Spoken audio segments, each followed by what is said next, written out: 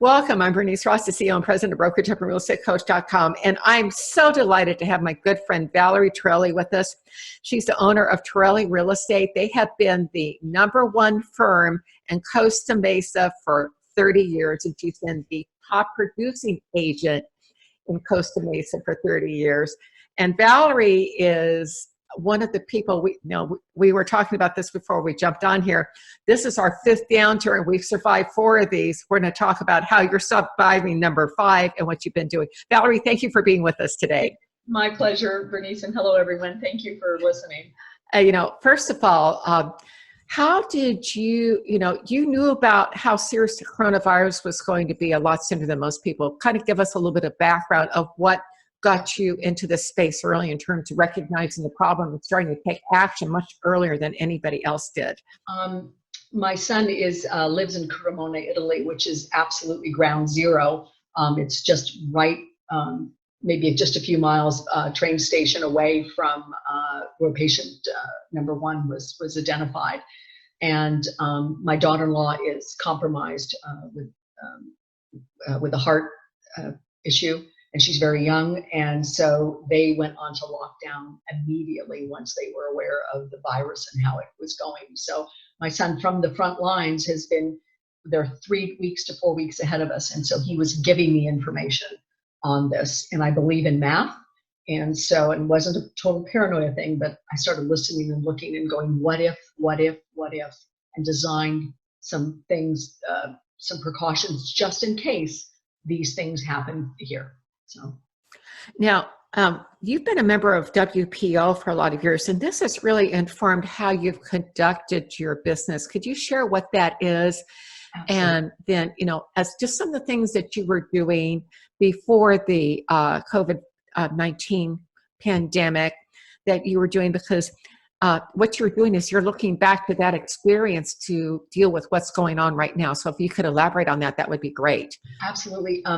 We were very fortunate. Well, it's 20 women in my specific group, and every industry is different. So it's very much, there's industries out there like that you can go to as CEOs, and actually every real estate agent is a CEO of their own self. So it was interesting because I'm dealing with women who have very diversified businesses.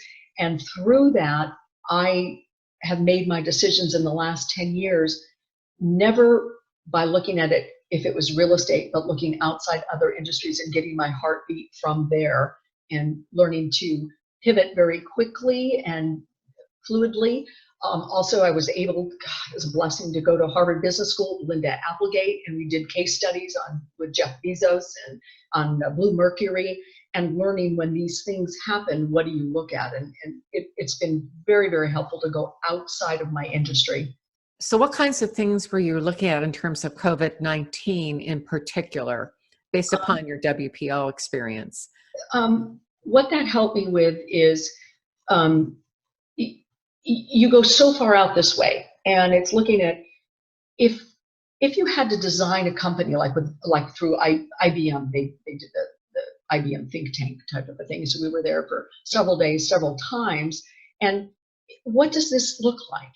If you couldn't deliver mail, how would you get it there? If you couldn't use a lockbox, let's use our genre, how else could you do it? So what's so amazing is that all of these apps are available. I don't even know some of them were around until I had to look at them. But our millennials, they absolutely do. So it's designing around design. They actually call it design thinking. Who's my client? What does it look like? And what do I have to be and do to get here if the business doesn't exist anymore the way that it does? It gets you to think about changes quickly. It helps you also negotiate with people when you're thinking about, they're thinking out, maybe out here and you're here. It's a study that I've worked on for years, and it's helped me tremendously. And anyone can do it.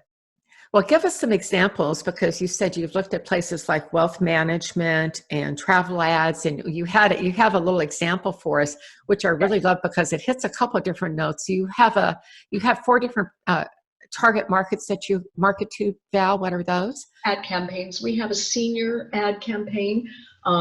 We have a tenant campaign. We have a landlord campaign, and then we have regular seller campaign that we think that they've been there for a while. And again, all of these things can be identified by title company.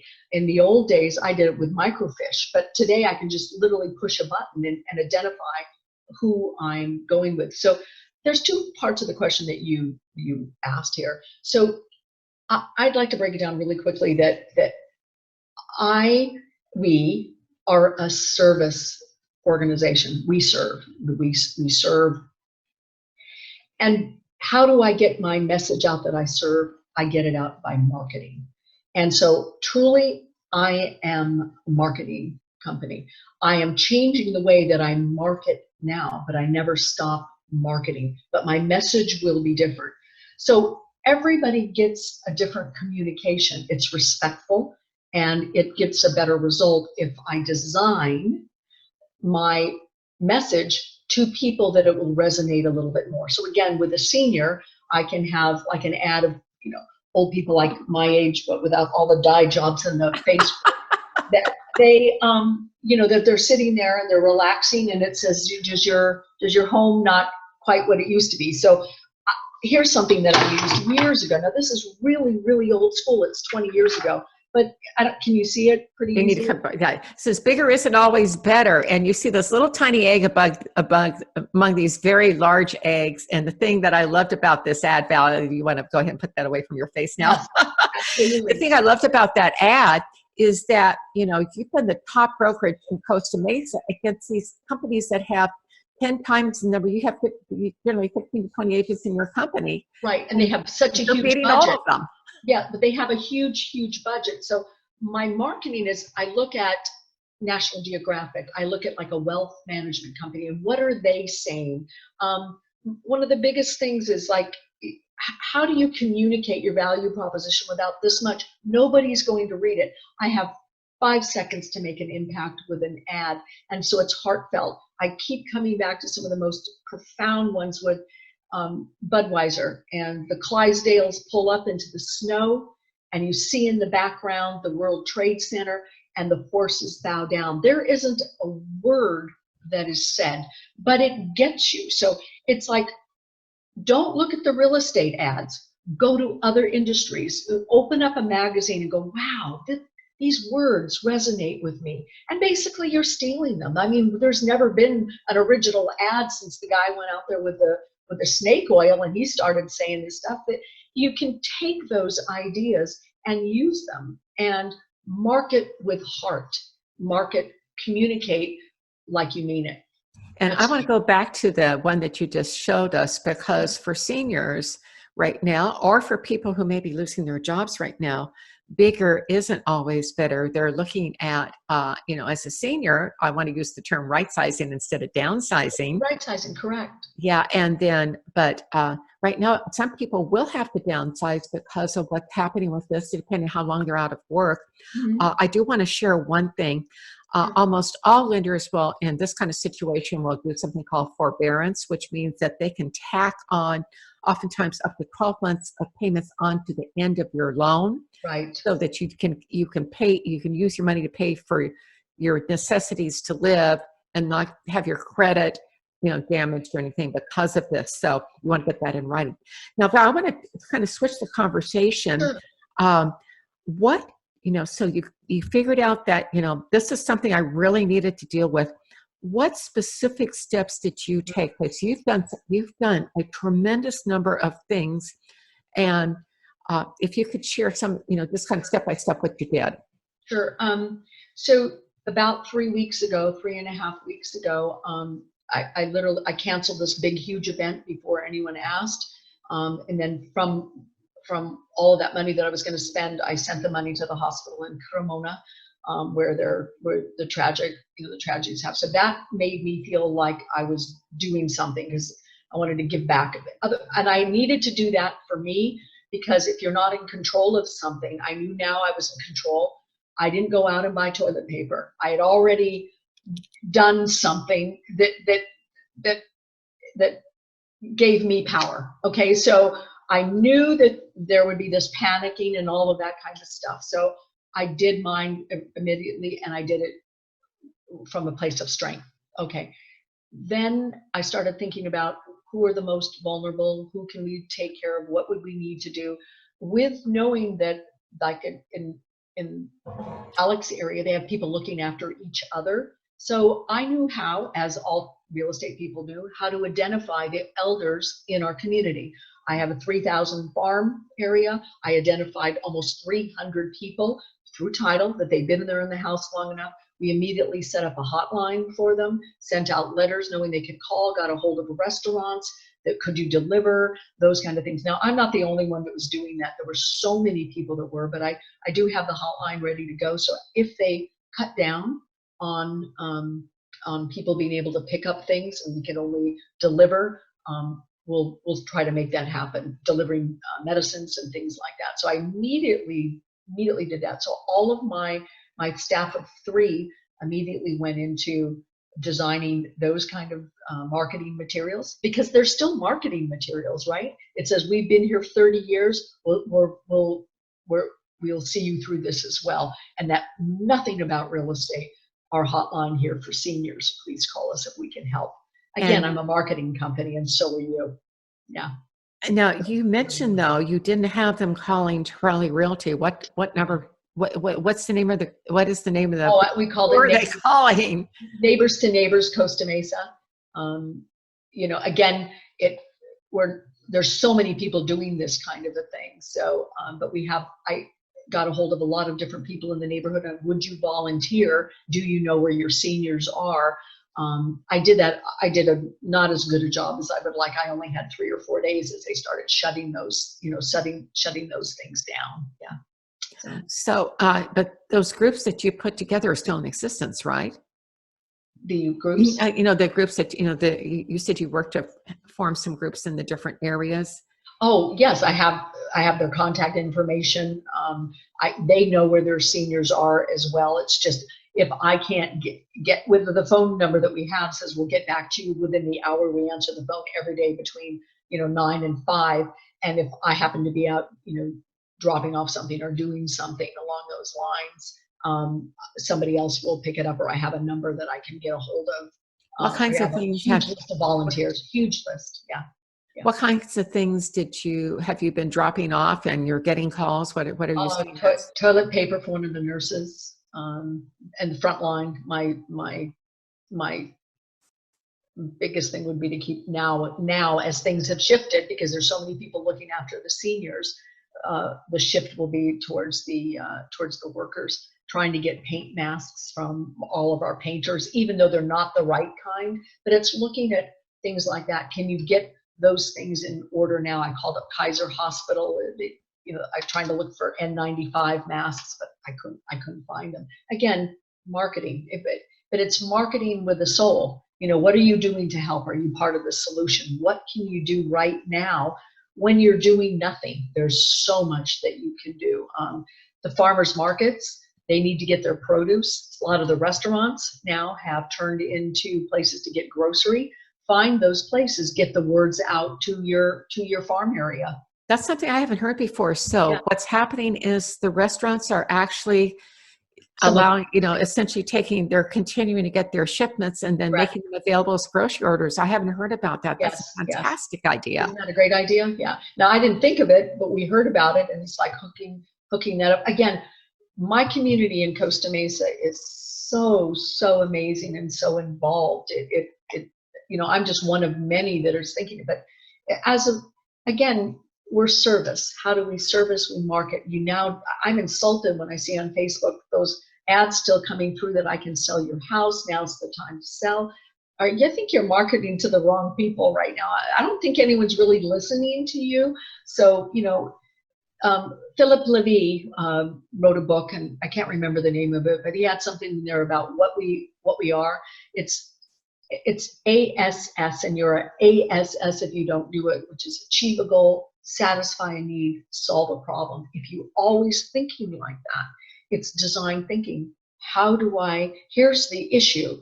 How do I create it? It's like thinking left, you're blinking left with your blinker in your car, but you're going to turn right. So whatever you learned about real estate, forget it. Now's not the time to use that language. Use a different language, a kinder, more gentle, imaginative, creative language. Could you give us some examples of what the kind of things, how the kind of language that you're using? Because you're still, you've had some transactions fall apart, right? Oh, I yeah. think most people have. Yes. How are you navigating through that? And then second question would be, back to this languaging question, what kind of languaging are you using? It would be one, I guess, that absolutely would start with just compassion. You can't think about the money right now. And with respect to everyone that's listening, if you didn't save some money, I don't know what to do. And there will be some attrition in our business, and maybe that's a good thing. And I have to say this: we're dealing with shelter, somebody's home, and I just don't think real estate's a side hustle. I just don't. So hopefully a little bit of money has been saved, but again, the question you need to do: what would I do if money wasn't an issue? Our first responders are doing that. There's in the hospital in Cremona, there's 900 people there, and several of the doctors and entomologists and the nurses have already died. They show up. It's not about the money. At this point, you have to make decisions about what would I do if money wasn't a factor. And if you start from there, you'll find the right answers. You will, and believe me, those people are the ones that it will come back to them. I believe that with all my heart. Absolutely. That's such an important point, because this is the time people are going to remember who was in it and who was out there helping during the crisis. Right. And that's so important. And especially, I like your idea of being of service right now to the first responders, people who are out, the nurses, the doctors, police, fire people, truckers, anybody that's listening to this is on a major highway, pull some, if you have resources, pull some food together to just, share with the people who are driving, keeping us going. Again, it's just things like that make you stand out, but you're doing it from the right place, which is about being of service. And that I can't, I'm so much in alignment with what you're thinking is on this, Val. Yeah. Yeah. I mean, it's just. And again, I am not the only.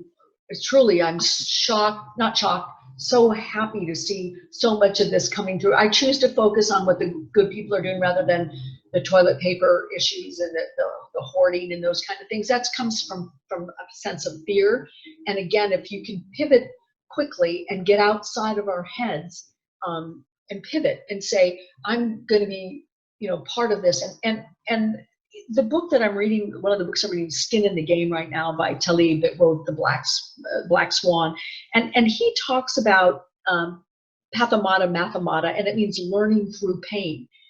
And I truly believe that pain sticks with you a lot longer than the pleasure part of learning. And so on the other side of this, and there will be another side of this, what have you learned? Who have you become? What are you doing? And am I part of the solution or part of the problem? And yeah. Well, that's such a huge takeaway, be part of the solution. And that's not being the fear mongering. And it's like, how can I be of service? Yes. And as you mentioned earlier, there are all these apps. We can continue to do almost all of our business virtually. Mm-hmm. One of the things I've been recommending, we still have people who have to buy and sell, go back to the old investment strategy, drive-by only, subject to interior inspection upon, acceptance of offer. Absolutely. Assume you've got a lousy tenant. It's called the coronavirus, and he's not paying rent. And what do you do in the meantime? It's try to find the humor in it, and what can you do to navigate around it? Again, in an imaginative, creative way. And if you start, here's where I am, and here's where I want to be. It's Chris McGough wrote the book in the Primes. Here's the as is, and here's the to be.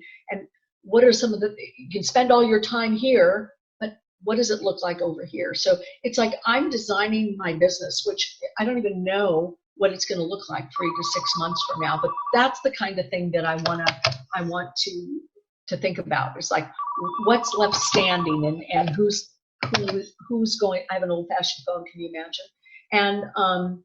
And what's it going to look like? And that's the exciting part of this, is what's going to be the difference, and how's it going to work. And I think there'll be a lot less things done in person. I really do believe there's going to be some great things. The part that brings me joy is in Venice right now, and I know so many people have been there. The dolphins are back in Venice, and the canals, and so are the swans. So that, I think about that joy. What is that going to look like? I mean, the sky is bluer than I've ever seen California ever, and I take joy and comfort in that. And how do I keep that going? Well, gee, a lot less driving, a lot less this. Yeah, I feel it. You know, one of the things that you said earlier, I'd kind of like to go back and revisit. You were talking about what you would do if you had, no limit on your money. But I remember when I first started coaching, Thomas Leonard, who was one of the founders of business coaching back in the early 1990s, used to say, how can you get it done without spending any money? And I think we're in that, point in time right now. And the things that you talk about, you talk about what you did with the restaurants. You talk about the delivery, but you did some special things for your brokerage in conjunction with the restaurants to help people out locally. Right. So we had a couple of different Torelli menus, Torelli specials, that they would, we could get them delivered out, working out the credit cards, trying to figure all of that out. And it was so complicated. It was like, I was figuring, well, if it happened, we would just front the money, and it couldn't cost that much money, or you'd have to take their credit card information over the phone. So it got to be really kind of complicated, but they did agree to do menus like that, and they're there. So it's thinking like that and getting the restaurants onboarded with them. And they switched immediately. Everybody got that, and they were able to solve for that. And again, the restaurants becoming a place of haven, being able to deliver right now is a possibility. And looking at that, so it would be partnering with different industries that you might not normally partner with. We always did anyway, because we do a lot of community type things, so it was easy to reach out to them because we had done things like that in the past. So again, it's thinking like that. Who could you partner with to solve a problem? Right? So if you got a block captain together along your streets to make sure that the elders, seniors, garbage got pulled out. Look how simple that would be, identifying them, and somebody's got the next door neighbor's phone number and letting them know, here's what we're setting up for you. Something as simple as that would be amazing. Yeah. And it costs nothing. And, and the benefit is huge. You could spend a lot, we spend. It's just time. It's just spending time and making that connection. So Val, to kind of wrap up for today, final takeaway for the people who are listening to this. I say work through the pain. I know that I just hate that. It's you're gonna run a lot faster than the competition if there's fire behind you. And I'd like to have everyone look at it that way. And what are the changes that I need to make today? So, I mean, I have all this, study the scripts. No. Show up, listen with all of your heart, and you learn how to ask the correct kind of the questions. And that's the skill set that I think that has to be developed. And then ask yourself, is real estate really the language that I want to be in? Maybe you're better suited to being like a behind the scenes or in marketing. I think there's a great chance here for people to look at this and say, what do I want to do with my life? And here's the biggest change. I'm starting to drink my wine now, my good wine. I'm drinking it right now. I am, and I also maybe going to go gray and not do the face so much anymore, because you know what? It's not important. I think I'm hoping that everyone's going to look at things differently when this is all done. Well, we're certainly seeing different values. And Val, thank you. This has been just an amazing interview. Thank you so much. We've been visiting with Valerie Torelli. She's owner of Torelli Realty in Costa Mesa, California. Val, thank you for a fantastic session today. Bless you all. Take care.